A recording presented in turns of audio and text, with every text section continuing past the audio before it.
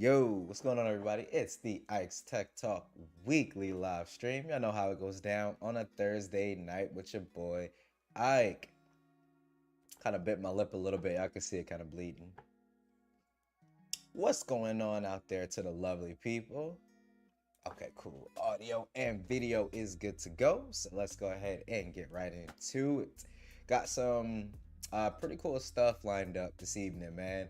Talk a little bit about some Xiaomi concepts. I know a lot of you guys already. This thing is like really bleeding. I know you guys have already saw some of that. Also gonna go ahead and get into some potential future Samsung foldable stuff. We'll see what happens with that. And then obviously if we have some more time, then we'll go ahead and talk about kind of what I alluded to in my last video about the iPhone 14 Pro Max. Just some of the things that coming back to iOS. You see, I got the kind of three, main devices in my rotation right now. Some things coming back to iOS that I missed about, I didn't realize I missed, and just some things that still completely irk my patience to no end. So let me make sure I have all of that pulled up, because I even wrote stuff down because I didn't want to forget anything. So yeah. Okay, got him. Let's go. Switch over to those when I'm ready for it. But yeah, pretty much like I said, that's how we're going to round it out. But quite a bit to talk about today. So let's go ahead and get into the roll call, man. Genosis is in the building. He says, sup, peeps? Yo, Genosis, what's up, man? Hope everything's good with you. Got JoJo in the building. What's going on, Miss JoJo? Hope everything is good with you as well. Umar in the building. What's up, homie? Hope everything is good with you. Jason C, my brother, what's up? What's up? Hope everything is good with you as well, sir. Blessings on your day, Jeff. Appreciate you. No Bear today. He's actually gonna take the night off. Top flight security of the world needs their rest as well. So no Barry today. No Barry today. T Hop in the building said much love and peace. What's up? What's up? Hope everything is good with you. Brother Sean in the building. What's up? What's up? Hope everything's good with you, big homie. We should be alright tomorrow. I'm not, anticipating nothing crazy popping off, and if something does, I should be able to see it in the chat. We'd be alright, man. We'd be alright. This is an adult show, so if anything does pop off, it is what it is. Bradley said, Ike, what's up? What's up, Brad? Hope everything is good with you. Savage Science is in the building. What's up? What's up? Shay, the queen of Steeler Nation, is in the building. She said, hello, hello, hello. Malik, what's up? What's up? Hope everything's good with you, man. Hope everything's good with you. He said, my hair, Ike, not Mike. Nah, it's all good. You already know we got the whole Mike and Ike thing going on. Mara said, we doing fine. Let's go. So let's go ahead and get right into it, guys. The first thing here. This is one that kind of caught me off guard. And when it happened, I thought this was something that was actually coming out. And while I know this is way more camera, than I personally ever would need coming from a phone, I thought it was still a pretty interesting concept, just because of the fact that there are those out, out in our tech community who are heavy camera enthusiasts, and this kind of begins to blend that line of having dedicated camera with you and smartphone cameras. This lies somewhere in that middle portion, so I thought it was pretty dope. Let's go ahead and get into it. We got, there we go. So Xiaomi takes smartphone photography to a new level with its latest concept. The prototype Xiaomi 12S Ultra supports Leica M series camera lenses. And look at that thing right there. It's a lens right there. Ooh, nose itchy because of allergies. Sorry, y'all. So we're just gonna read some of this. Not necessarily everything, but like I said, just some of it. So Xiaomi has done just that and showcased the modified Xiaomi 12S Ultra, which features an updated ring around the camera module that supports Leica M series camera lenses. And that was one of the things that honestly caught me off guard, took me by surprise, because if I'm not mistaken, if it's just a normal Leica M series, that means that you're gonna have multiple types of focal lengths to be able to kind of plop on or snap on your camera ring. So That was pretty dope. That was pretty dope. Because I honestly, like I said, I was expecting it to be like first, first party proprietary um lenses directly from Xiaomi. So that was definitely pretty dope to see. Designed in partnership with Leica, the concept smartphone features not one, but two 1-inch sensors and a scratch resistant sapphire glass on the camera module to prevent the system from picking up scratches while mounting or removing compatible lenses. So, with this, you would have been able to have two 1-inch sensors and then add the different, focal lengths and things like that from your lenses. Like I said, pretty dope concept. Pretty dope concept. And I'm sure even if they release something like this would be, just like other devices like foldables. It would have its market, it would have its niche type of situation. But would be something that's obviously not for everybody. And that's okay. Oh, this is the last thing here I wanted to read. So Xiaomi hasn't shared any other details about the camera setup on the concept smartphone. However, a short video showcasing the device confirms that the compatible lenses offers a variable aperture of f1.4 to f16. The video also confirms a couple of new software features to make the most of the upgraded hardware, including focus peaking, that's what's up, zebra lines, histogram, 10-bit raw image capture, 10-bit raw image capture support. Check out the video embedded below to see the unique lens mounting system on the device. So I don't want to play XDA's video. I'm not sure how they feel about that type of stuff, but definitely go and subscribe to the XDA channel. Go check it out. I did watch the video. Pretty dope concept. Pretty dope concept. Like I said, not something that everybody needs or everybody wants, but for those that would want that, there you go. Another option if something like that ever comes out. Let's see what y'all talking about. Genosa said, meh, photographers willing to carry that kind of lens around are willing to carry around a full body frame camera. Definitely don't disagree with that. I think the biggest appeal though would come from the fact of being able to get shots that are super close to what other people can shoot with dedicated cameras, while it also being your phone at the same time, so you're having to carry less. I think if someone's worried about photography to that point, like to that level where it's all about quality, having the best available camera, they're just like you said, they're gonna carry a full body, full frame camera. So I think this is just more so for that person that's in between, right? Like I could honestly say it might be too much camera for me, but I could see where that could come in handy for me. Because I'm definitely like a point and shoot type of person for sure. But like if I'm going to Disney or something like that and I want to plop on a zoom lens to get something farther away or whatever, yeah, like having that flexibility would be pretty dope. But like I said, definitely not something for everybody. Pretty sure that's why it stayed a concept. I'm honestly just glad that we have, companies like Xiaomi who will still make this type of stuff. Like Samsung famously used to make anything and everything and toss it at the wall to see what stuck. They even had a fixed a fixed style camera, almost like a ZV-1 style back in the day, the Galaxy Zoom. So props to Xiaomi for even prototyping something like this, man, and being willing to really like show it off and everything. I miss the days where we used to have smartphone manufacturers who would do crazy stuff like this, and sell it for, an obscene amount of money. And if somebody buys it, cool. I would say that's a Xiaomi too. Go ahead and put it on the market. Some, for a couple grand or whatever. Somebody will buy it and test it out. And I'd be willing to watch their content for it. Yo, El Jefe, what's up, homie? Hope everything is good with you. Uh, uh, uh, mm. Think it's more of a street photographer dream. Yeah, and that's kind of what I was saying too, Umar. I don't think it's necessarily all about quality. Because if they're talking all quality, I only want the best quality, they probably aren't even using, they're honestly probably not even using their smartphone's camera system at all. Like they would be walking around with like a heavy duty like Sony A7 IV or something like that if they really care about having the absolute best quality at all times with them. So yeah, I think this is just more so for that person who wants to kind of, fit in the middle. uh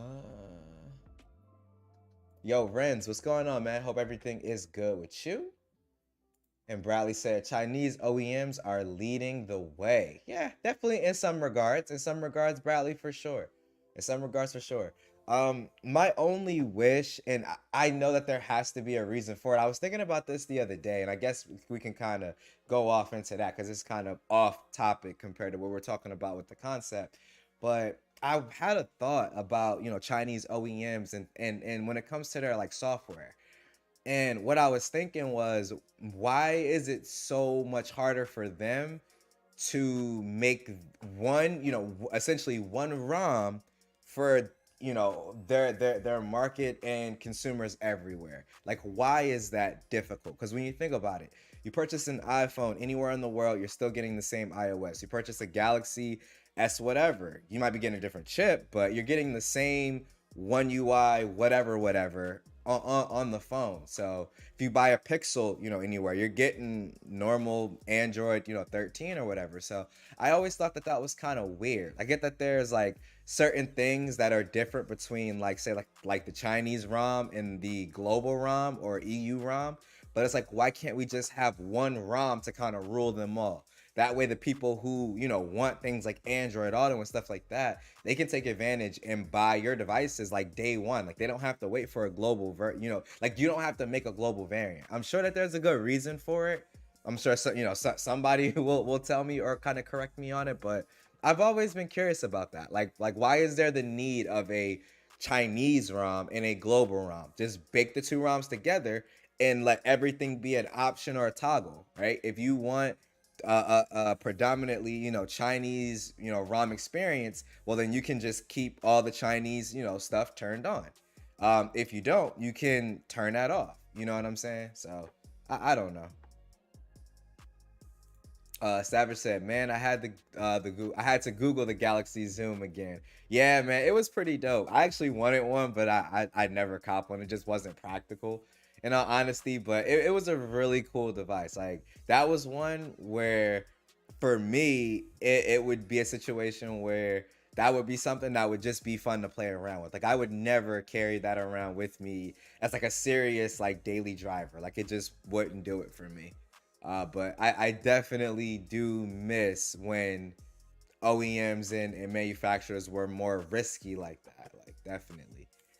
Brad said, one word, politics. Okay, so then elaborate a little bit on that, Brad. School me, dog. Because like I said, I have no idea, so I'm genuinely asking. Like, I'm not trying to be, smart or anything like that. I'm genuinely curious. It's like that's always kind of like thrown me off. Like, if it's like, what about the EU ROM is there politics about?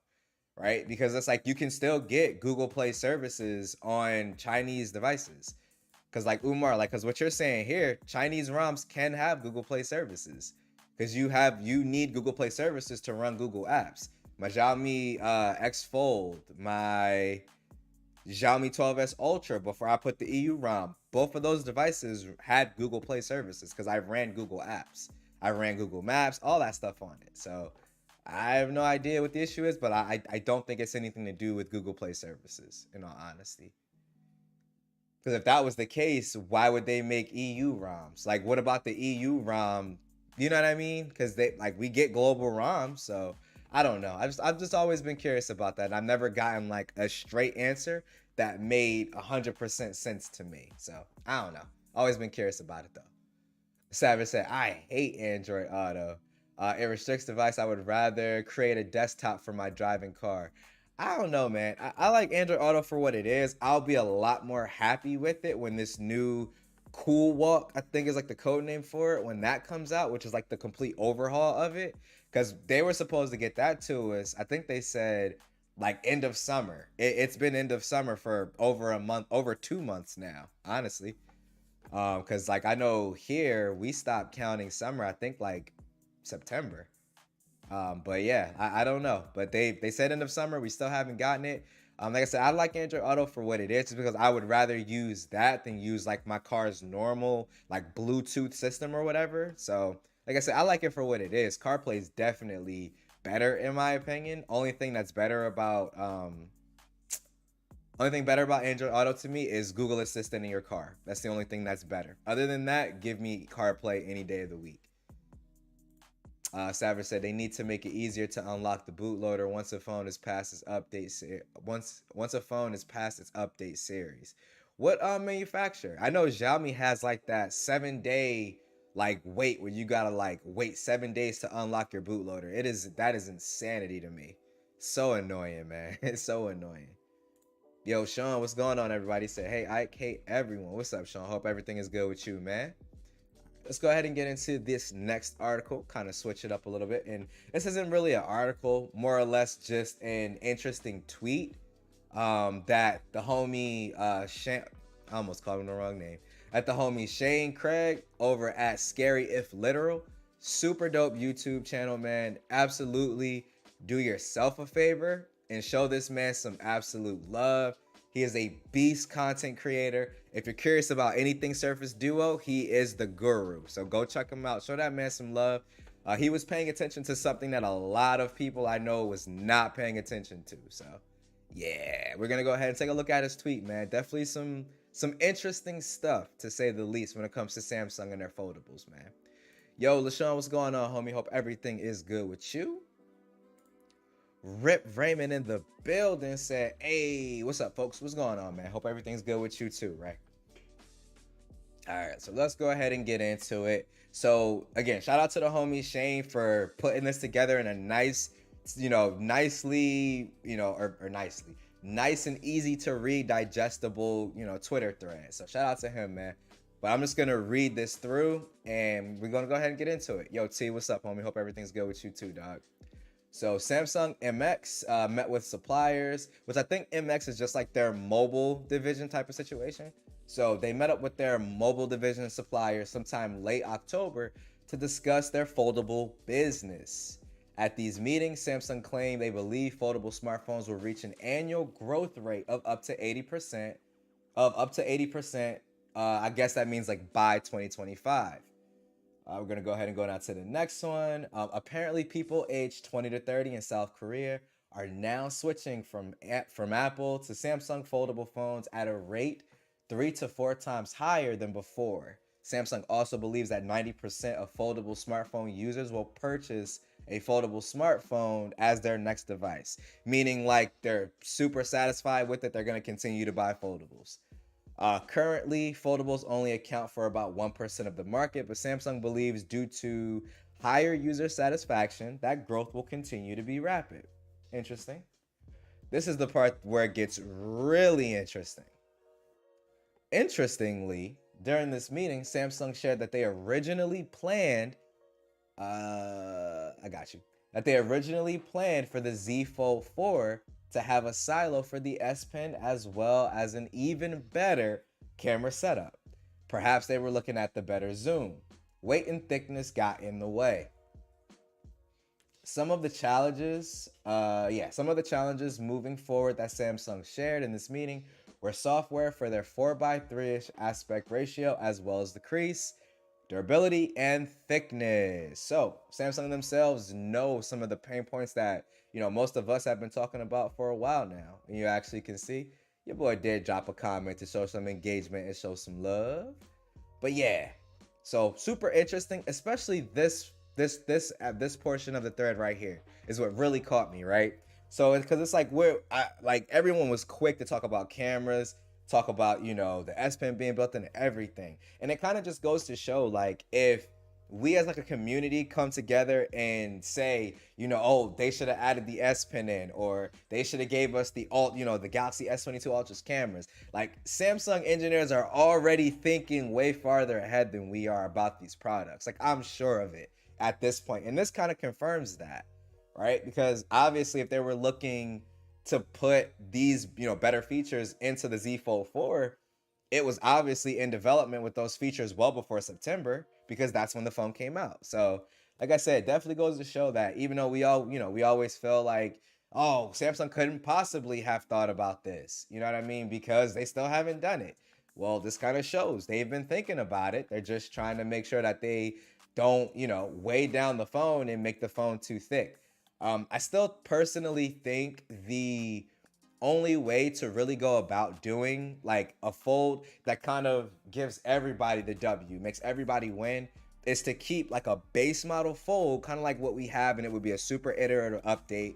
Bring that price down to maybe about $1,500. I think right now it's $1,800 retail. So bring that price down by about $300, right?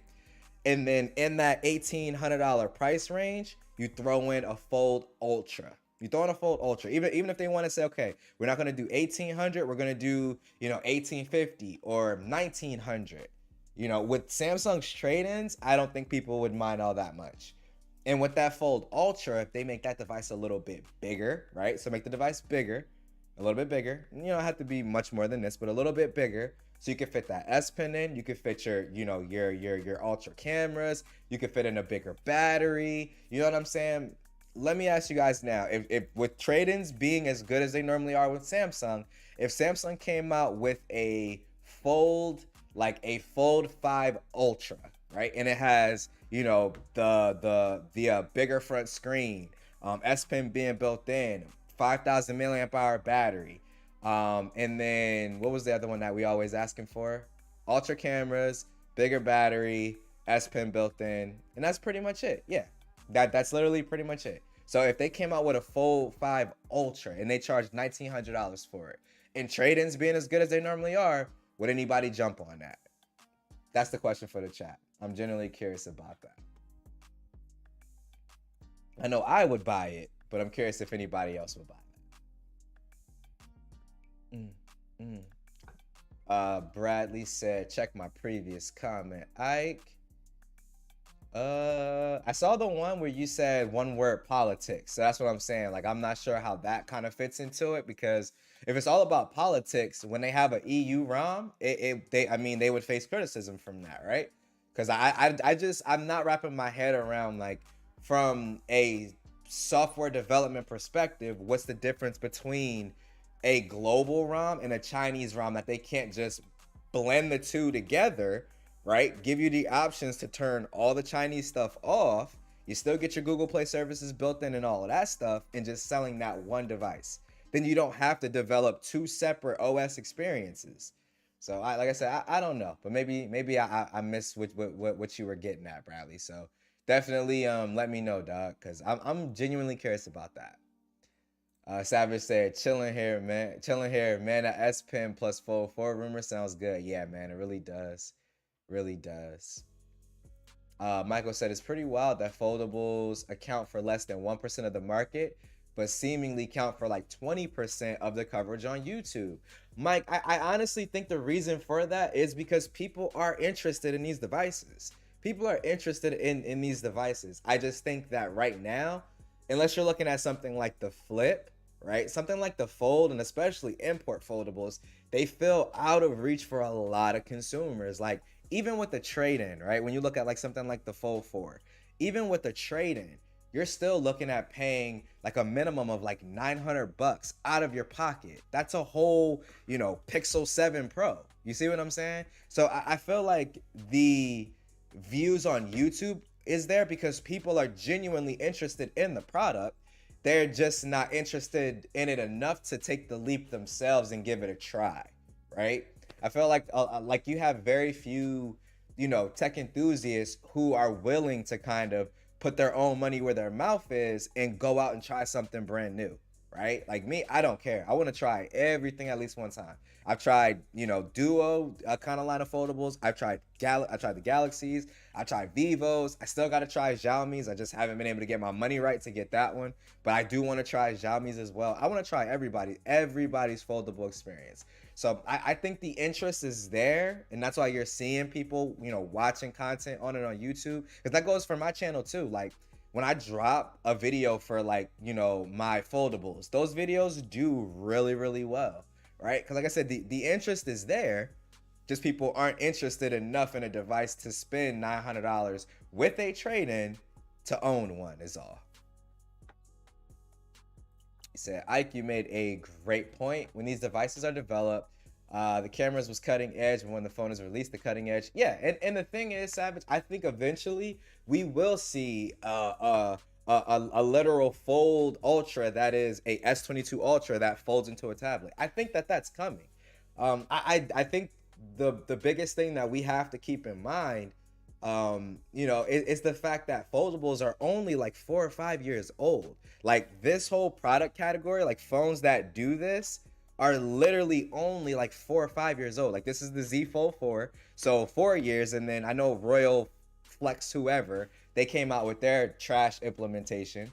But like if we're counting mainstream foldables and saying, you know, Galaxy was the first one, foldables have only been around for 4 years, and look at where they're at now, right? It's like foldables, in my opinion, are literally only software optimization, cameras, and battery away from their slab counterparts. Like if I was to hold this Fold 4 next to the S22 Ultra, matter of fact, hold on, it's over here somewhere.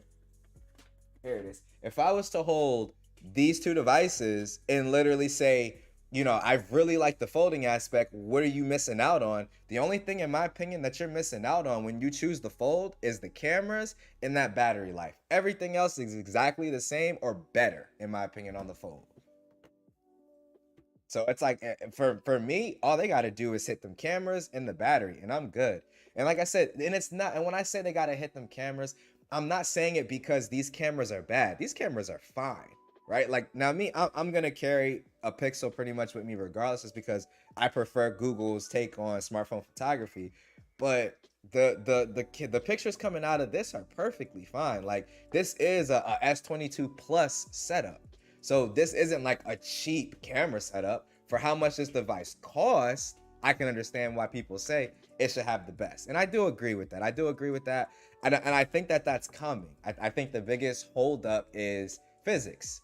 Like trying to fit in a periscope camera, trying to squeeze in a 5,000 milliamp hour battery, you know, trying to squeeze in an S-Pen silo. Like this is like the literal definition of every inch matters on this phone. That's what she said. Everything matters. Everything matters.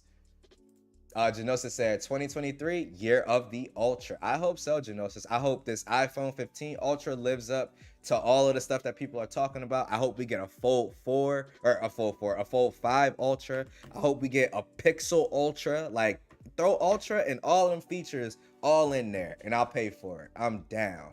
I am down. Because I'm telling you, the day that we get one of these that folds like this, like one of these exactly, like like ultra camera set, ultra battery life, all of that, bro.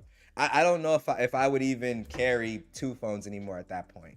And don't get me started if we end up getting a Pixel Fold with the Pixel 7 Pro's main camera sensor. Oh, don't even, I don't even talk about that. I don't even want to talk about that because I'm gonna make myself mad because it doesn't exist yet. Savage said, but if they had a more modular form factor, it may be easier to swap out that camera module with the S series later.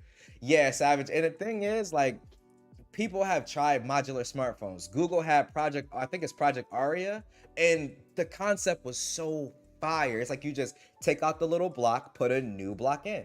But just, you know, why Google abandoned it? Well, Google abandons a lot of stuff, but they abandon it because of the fact that they know that there's no money in that. If you can literally get someone to spend, right? If okay, you got a Pixel 7 Pro, right? If you have this for 4 years and then you know the time comes, you need a new phone. If I can get you to drop another $900 because your experience with this was so good, why would I give you the option to take out little squares and replace, you know, smaller components for cheaper when I could just charge you full price for a new phone and get you a new hardware? There's no money in modular smartphones. As much as dope of a concept as it is, there's no money in it, dude. There's no money. It would last way too long because you'd be able to just, I mean, essentially it could last forever when you think about it. You could just take out, you know, parts and components of it. Jason C said, I'll pass, but I'm not the target. Yeah, and this is huge. Like, it's not for everybody. It's not for everybody. And that is perfectly okay. They should make one with the mid-range chipset, get the price down, use 778 or 870 or whatever the 2020. I would be down for that, Mike, and bring that price down below 1,500. You know what I'm saying? Maybe like 12, right? I don't know. I would wait for the year when Google makes it foldable, then get the Samsung Ultra. Well, it might be next year, Umar, because Pixel Fold is definitely coming. I'm not saying that because I'm part of Team Pixel. I don't know that. I'm just saying from my own thoughts, I think Pixel Fold is coming next year. Malik said, after getting the Pixel 7 Pro, whenever I get a foldable, it'll be Google. Hey, I'm right there with you. Savage said, I think they use regional ROMs instead of universal ROMs is they do not want to expose the internals of their system. Basically, it's all about control. But Savage, like even on my Vivo X Fold, if I go into the settings and about, it shows me everything. Like it shows me, I mean, it ain't breaking down what manufacturer makes which part, but like it tells me what chipset I'm using. It tells me the amount of RAM, the amount of storage. So maybe I'm missing what you're talking about. Maybe. Let's see. He said, if you didn't know, the App Store on the iPhone is different from their global versions. Apple had to do it in order to sell in China. Geopolitics. See, I didn't know that. I know that there's like different regions have access to certain apps. I do know that, but a completely different App Store, I did not know that. And even still, just do that. Because Apple is still iOS. Like iOS is iOS. So it's still iOS. Like the functionality, all that stuff, nothing changes. CarPlay is going to work on a Chinese iPhone the same way it'll work on an American iPhone, at least to my knowledge.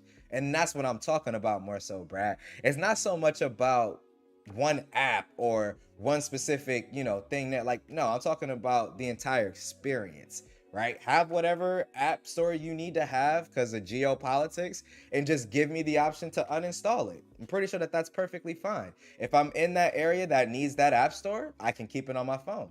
If I'm not and I'm here in the States, I could delete it. You know what I'm saying? And then I still get access to all of the goodies that I want from a global ROM phone, like Android Auto, and not having to, go in and like tweak notifications and stuff like that. And I could just delete whatever I want off the phone. So like I said, I don't know, man, but that don't sound 100% it to me, man. I don't know. Jason C said, all the things you mentioned in a Fold Ultra, I just don't believe Samsung will go bigger battery. No, I feel like they will go bigger battery when they have the space to do so, right? Because when you think about it, there's no foldable on the market that has above a 4,800 milliamp hour battery, where our slabs all have like 5,000 milliamps, unless you count like the iPhone, but like all premium slabs have like 48, 49, 5,000 milliamp hour batteries. I just don't think that there's enough space in this. Because I want to say the foldable that has, let me see. Battery capacity on the Vivo X Fold. I can't just pick it up. So yeah, Vivo X Fold, 4,600. Xiaomi Mix Fold 2, 4,500. The Galaxy, I think, is 44, right? Z Fold 4. Of course, Samsungs don't come up. Battery capacity spec. 44. So Samsung is 44, Xiaomi's 45, Vivo's 46. Let's see. Largest battery capacity foldable phone. I think it is the Vivo. Because the only one I can think of, I know we got the Honor, right? Honor Magic V. Fold. Battery capacity.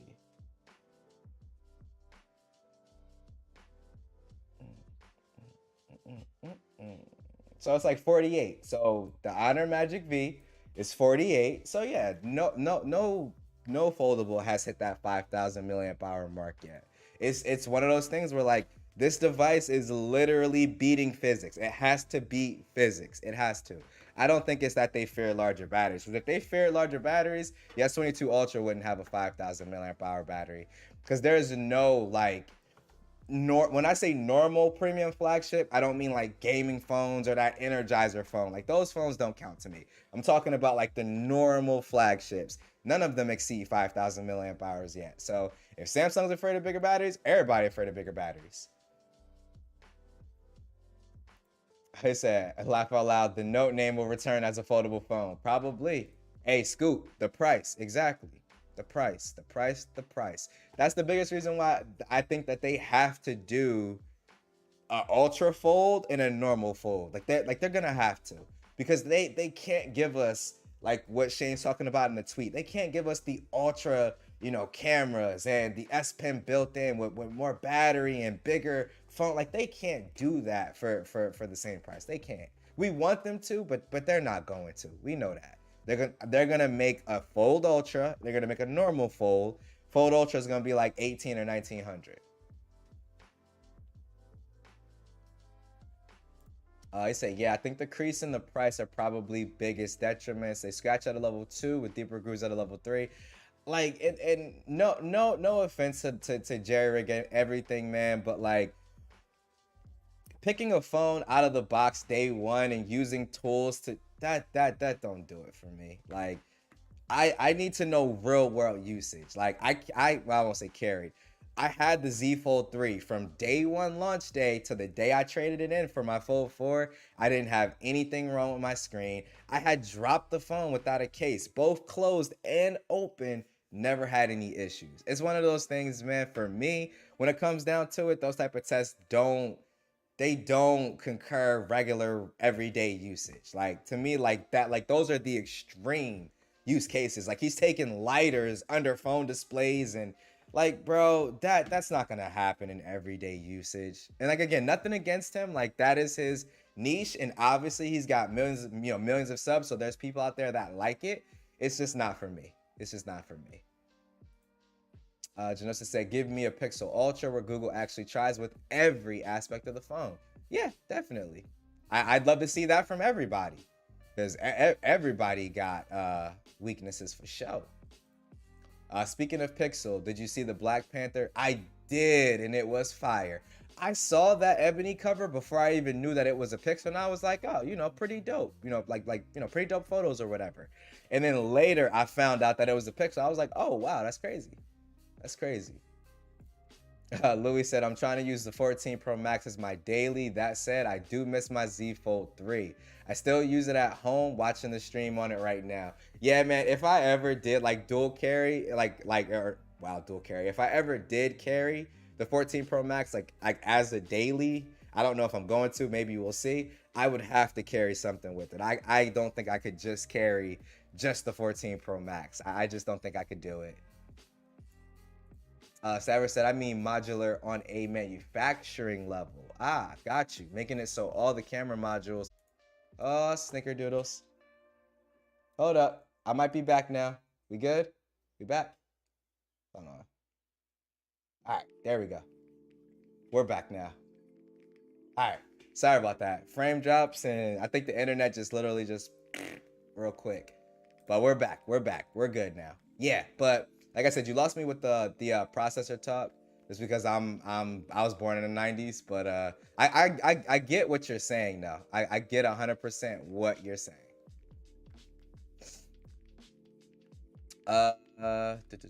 Move OBS. He said, do you enjoy the way better battery life on the 14? Oh, he said, I do enjoy the way better battery life on the 14 and the amazing battery life on the Apple Watch Ultra. Facts. It would be one of those things for me, Louis. Like I would have to carry like the iPhone and the Z Fold 4 or the iPhone and the Pixel. Like I would have to carry two devices. I couldn't carry the iPhone by itself. Not anymore. A Google Pen. So kind of like an S Pen or like an Apple Pencil. That's interesting.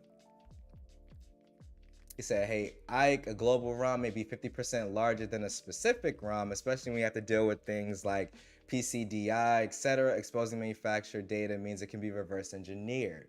Okay, true. That definitely could be it.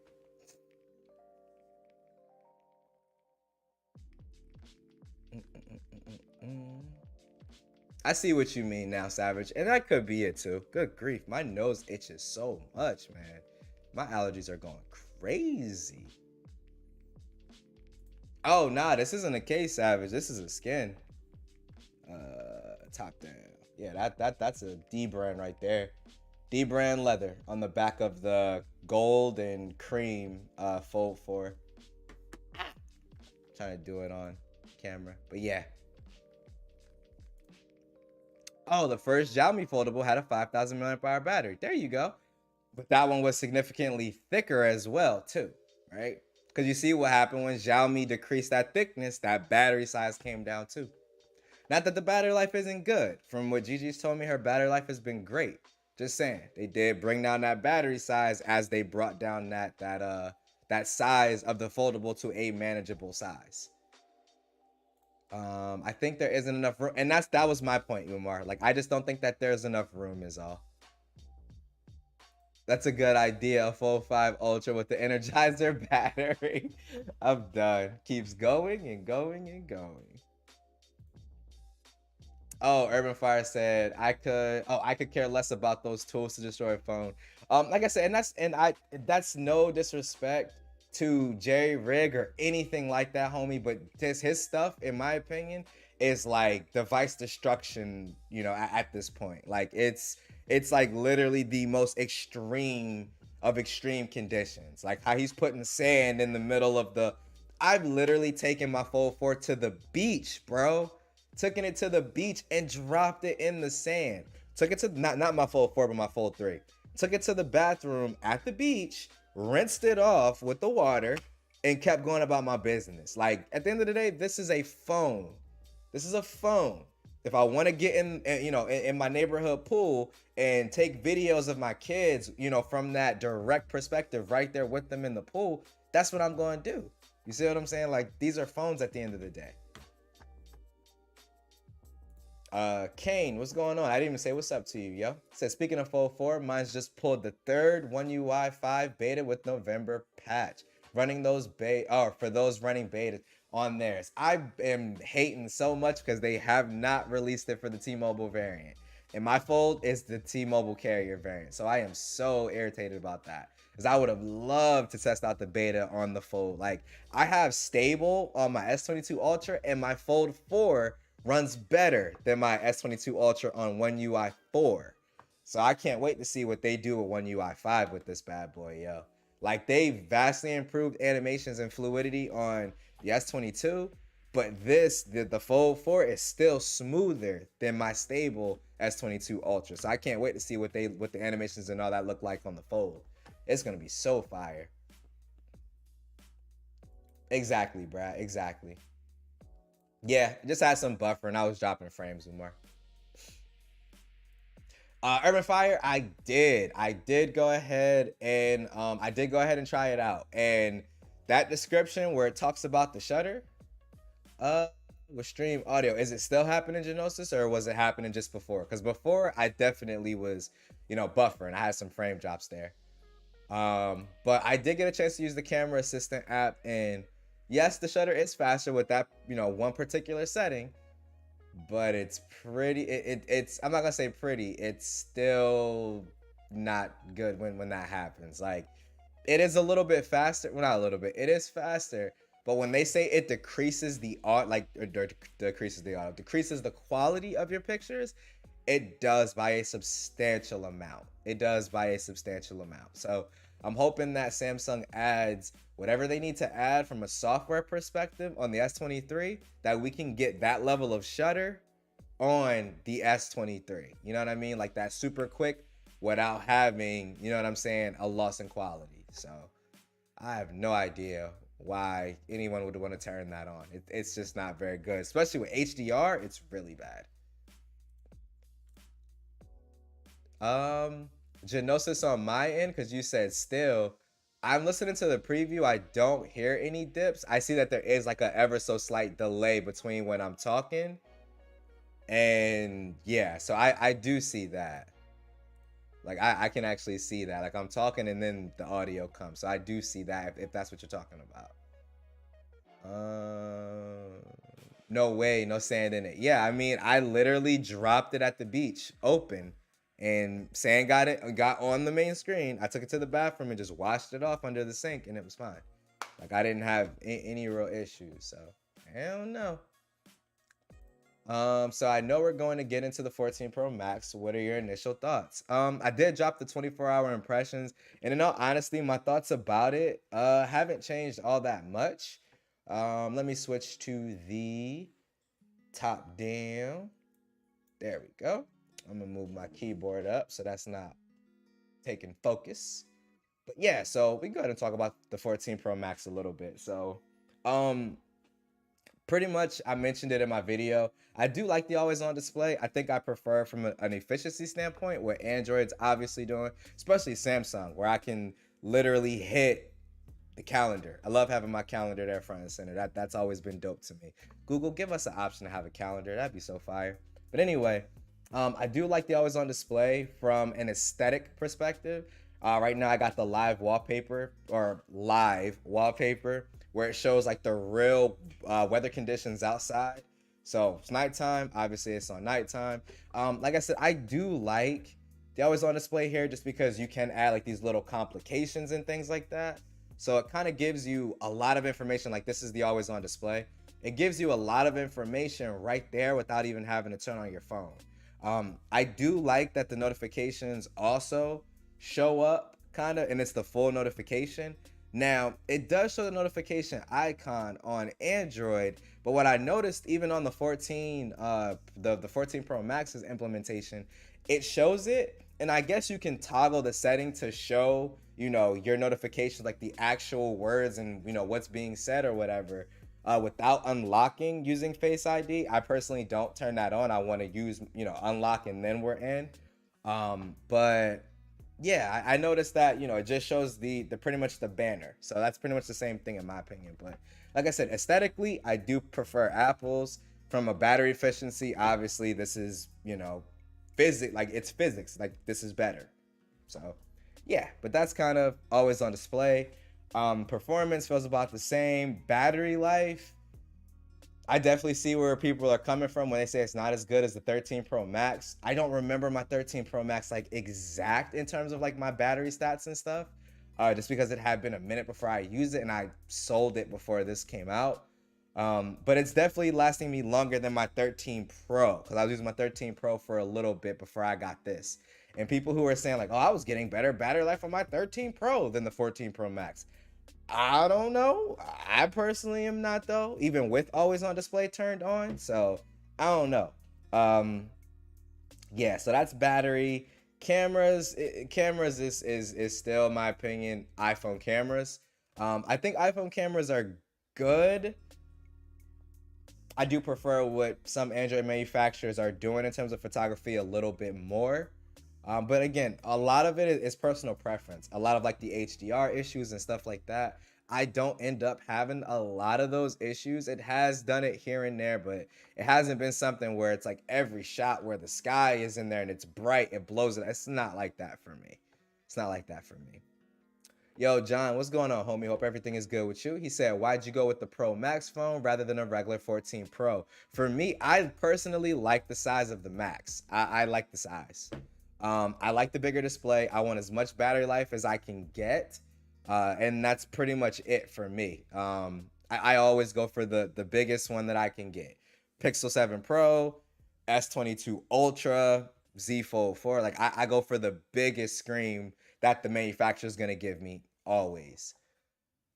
Yo, Sean, what's going on, homie? He said, loving the stream. Yo, did you check out MKBHD's waveform clip talking about the USB-C ruling? I left a comment on it. I was like, yo, I was literally talking to somebody on Twitter, and he made me think of when me and you were talking about it. So I thought that was really, really dope, yo. Oh, he said, I'm finally making the streams on time. Yeah, we got about 10 minutes before we go ahead and wrap it up, because we got Eric over at Easy Computer Solution doing his thing tonight. Johan, what up, homie? He said, what's up, Ike? What's up, Johan? Hope everything's good with you, homie.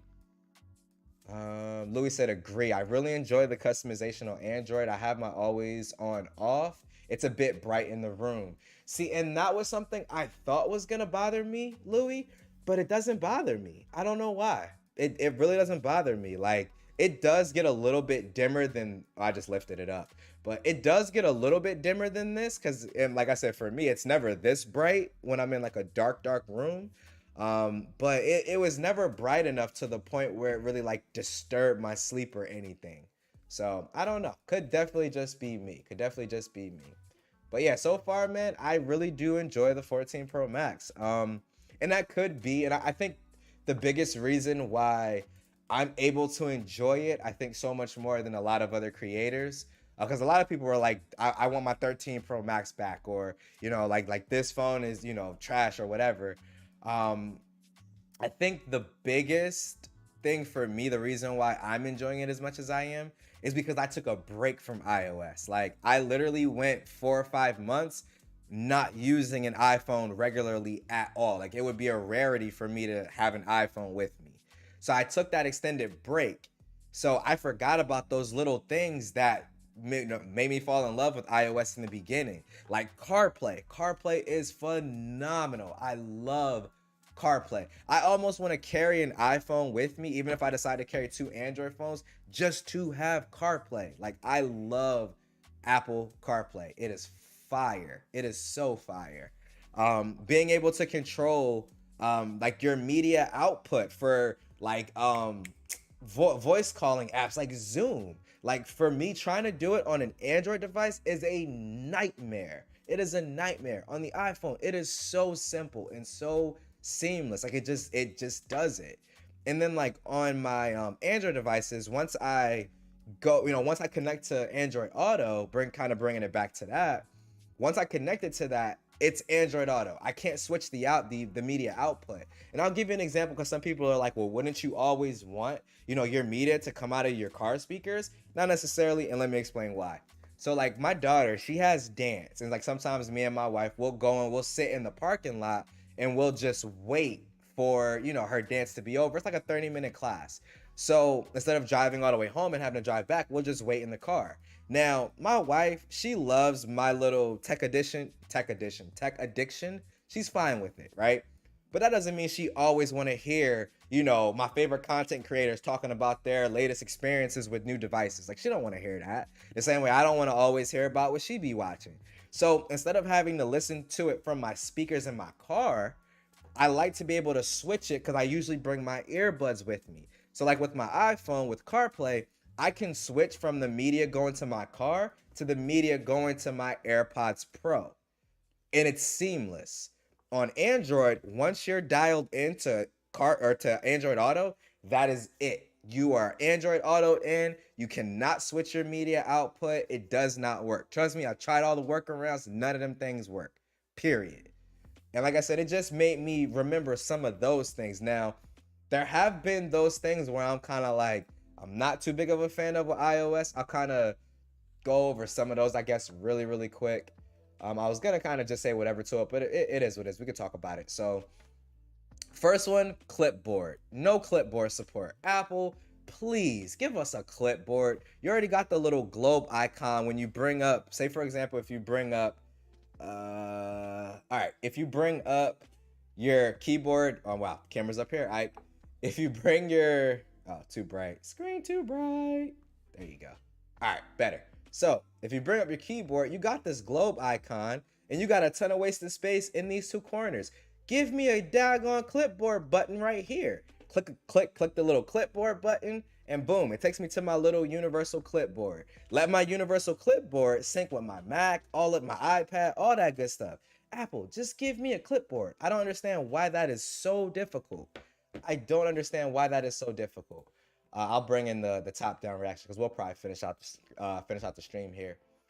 No number row on the freaking keyboard. That's another thing. I'll bring it back down.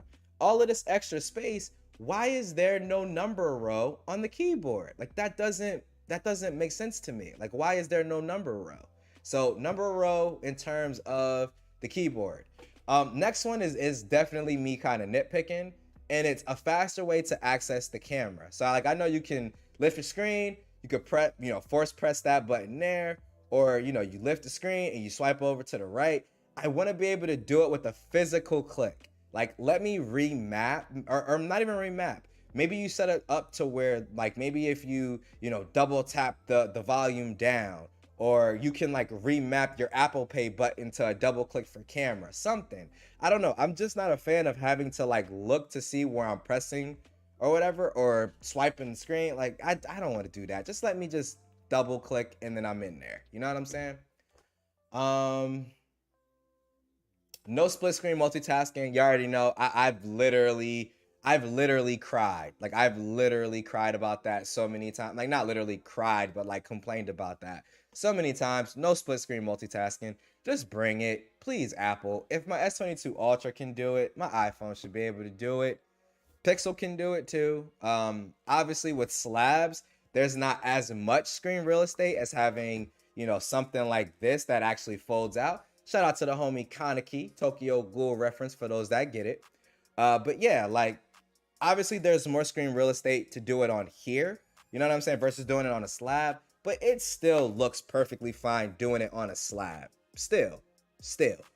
But we already know that that's a situation where Apple don't want to give that to you, because if they do, you may not buy an iPad. So kind of is what it is. And then the last thing that I have here for the cons, kind of so far, message threads don't sync between your iPhone and your Apple Watch. I have to delete a thread from my iPhone and my Apple Watch, yet my threads sync up when I'm on my Mac and my iPad. That makes no sense to me. Like, why does the Apple Watch not sync messages, but all your other Apple devices do? Like, that just literally does not make sense to me. I don't know why it's a thing. And then a couple of the pros. So I did already talk about the media output. The other one I did mention in my video, and it's developers, they actually take advantage of brand new features. Anytime Apple comes out with like a brand new like tentpole feature, like take Dynamic Island for example, there's already, you can even see Face ID firing off. That's pretty dope. But like even that, you already have a dozen of developers already coding and doing implementation of their apps for Dynamic Island. I was reading this Apple developer article that they kind of post out where they're talking about where they were talking about Dynamic Island, and there were dev interviews in it as well. And the devs were literally talking about how excited they were to get their hands on the Dynamic Island. Now, I get it. With Android, there's a ton more devices, fragmentation, blah, blah, blah. Like I said, I talked about this in my video. But as far as I'm concerned, that's an Android problem. That's not a me as the consumer problem, right? Like it's an Android problem, and not even necessarily an Android problem. It's a Android developer problem. Like if you can be quick to take advantage of brand new features like the Dynamic Island, you can take advantage of the features that other manufacturers come from. I remember with the Pixel 4 when that first came out, it literally took months for me to be able to use the facial recognition, which was secure because it was Soli. It took months for my banking app to add support for it. And I bank with Chase. And it took months for them to build support for that. Whereas when Face ID came out, Apple was like, we're going to build it in on the service level. App developers, y'all don't have a choice. And I was like, that's how Google should have done it, period. So I don't know, man. I really don't know. But yeah, those are kind of the things so far that I kind of had on that little list. But let's see, we're going to close out with these last few comments, go over who's streaming tomorrow and all of that good stuff, and then we're going to get up out of here. So let me switch that back over. Just to say, Ike, did you test out the 5X hybrid zoom? I have not. I didn't think it was honestly going to be that great, but now you kind of got me intrigued. So I'm going to go ahead and get out a shot for sure. Sean said, I did see the video. He has some great points in it. Curious to see what they end up doing.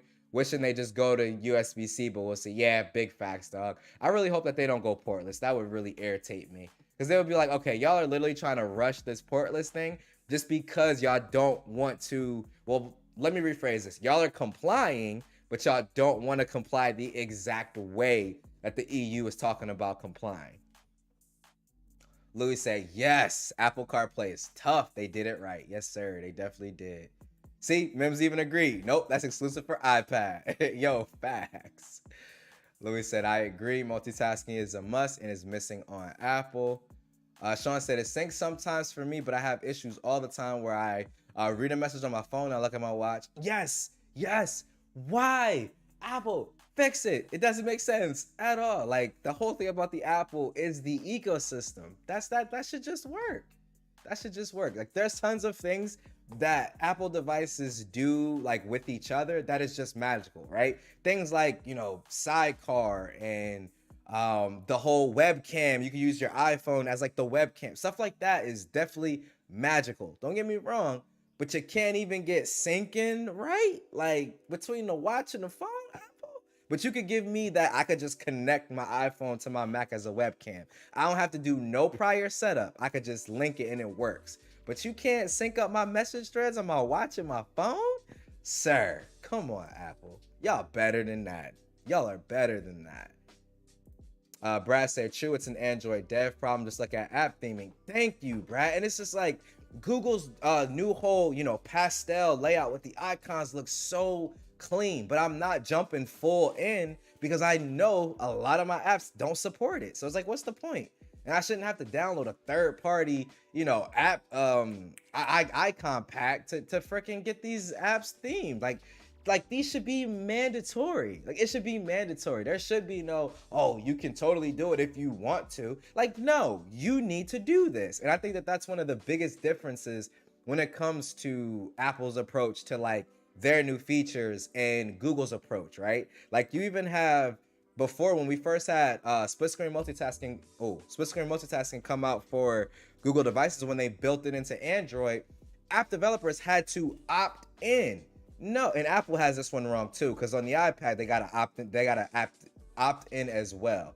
In my opinion, Samsung is the one doing it right because you don't get a choice. Stop giving developers choices whether to use a feature or not. Force them to. It gives your users a better experience, and that's what you should care about in the end.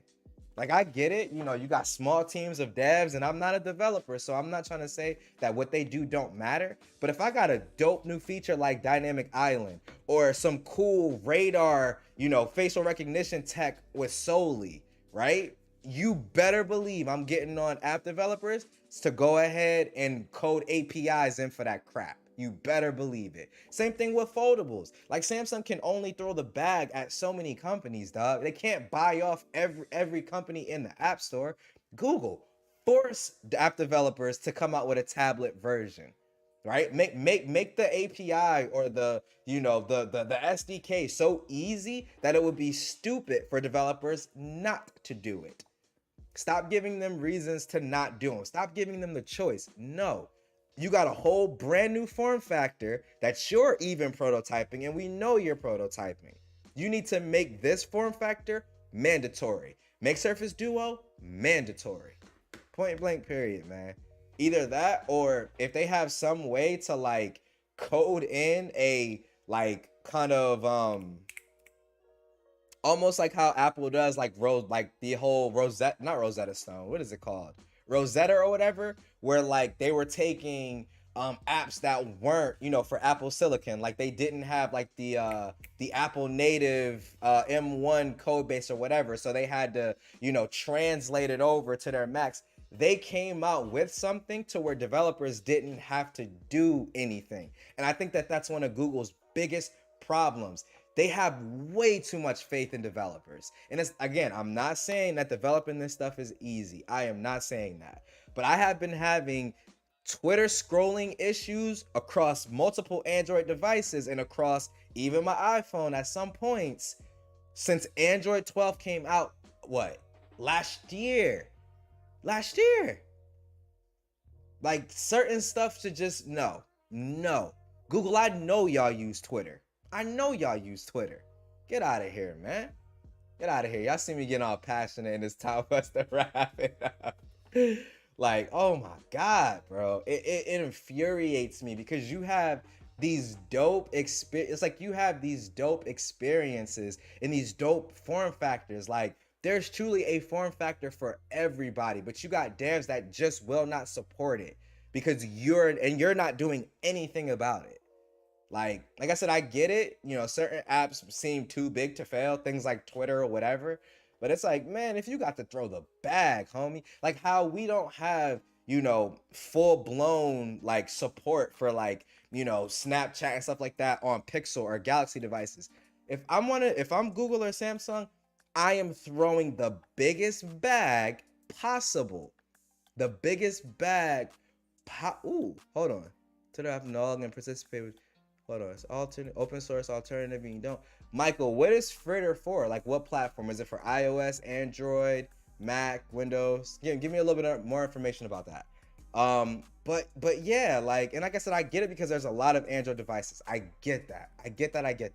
So like I said, I don't know if it's a situation where we need to, hope that Google creates some type of like, way to automatically scale up or scale down, applications such as, it seems like we pretty much already have that, and we just get blown up versions of phone apps. But good Lord, oh my God, that irritates me, dude. Like, I was sitting here thinking about it getting hot. Like, if a brand new feature comes out for a phone and it is as good as facial recognition was for the Pixel, you need to be day one supporting this. Like, don't even give them the option. Build it into the code base so they don't have a choice. Like, sometimes, man, I be feeling like that more controlling approach that Apple has, Google need to take a little bit, not all of it, but a little bit of that, dog. Because I feel like sometimes, man, they be getting a little too lenient. Like, I get it. One of Android's greatest strengths is the fact that it's just open and anybody can kind of take it and do something super creative with it. And I love that aspect about Android. But when you got devs like that cannot keep up, we got to figure something out. Because then you got a device like the Fold 4 that can't reach its full potential, right? And you got people complaining about software in their reviews like it's Samsung's fault. When it's like Samsung can't pay off every app developer. It's like, what do you want them to do? Like, oh my God. Apple used to have deadlines for new features to be supported. Not sure if they do that anymore. Yeah, I don't know if they do, Genosis. I'm pretty sure that they do just because of how controlling Apple is, but I don't know. Yep, same. I wish Google did this with their store too, dog. Oh, that's what we're talking about with Fritter. Yeah, Snapchat, I think, is fully supported on Pixel, but I'm talking about Samsung as well. Samsung put something in their marketing, and from tests that I've seen with social media, it still doesn't take full advantage of the camera set. On the S22 Ultra, though, not on the Pixel.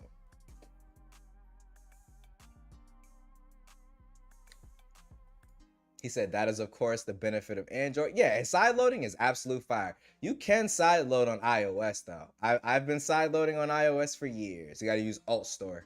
Only thing is, though, in order to use Alt Store, you got to do a Patreon for the creator, and it's like $2. In all honesty, the dude does such good work, man. I don't even use my iPhone primarily no more, and I still pay him the $2 because the dude puts in so much work to allow us to be able to side load on iOS. So yeah, you've been able to side load on iOS for years at this point. Genosis, go search Alt Store from Riley either Testa or Testnut, something like that. Pause. Something like that. Go check them out. You can side load and all of that, dude. I've been doing it for years. You said first things first, Google fix portrait mode, enforce app dev developers later. Oh, All Store is free? Maybe it's the betas that aren't free. Because I have something where I give him the little Patreon or whatever. So maybe it's the betas that aren't free, but Alt Store stable, it is free. Maybe. I'm not sure. But yes, Alt Store, I've been side loading for years. Yep, auto renewal over Wi-Fi. You don't even have to keep track of it. Yep, been doing it for years. But let's go ahead and talk about who is live streaming tomorrow so we can wrap this thing up. I know I can sit and talk for hours. But tomorrow we have Tech Valor at 8 p.m. So make sure you go and show her some love. Followed by LaShawn, a.k.a. I side load Twitter and IG. Oh, a.k.a. Holla at your boy, which he will be going live at 9. So right after Tech Valor with the open mic night. Show the homie some love as well. You got Slang on Saturday doing his thing. So show him some love. The homie El Jefe on Sunday. Technically T, the homie too. He goes live on Mondays. GG goes live on Tuesdays. Eric, Easy Computer Solutions for Wire Wednesday. And then you're back here on Thursday. So plenty of dope streams every night of the week. Dope. I'm reading Genosis' last comment. But yeah, dope streams every night of the week. You don't even need cable at this point. So make sure that you guys all show those streams some love. I'm going to go ahead and wrap this up so we can all get over to Eric's stream. But as always, this is Ike's Tech Talk. I will catch you all in the next live stream. Peace.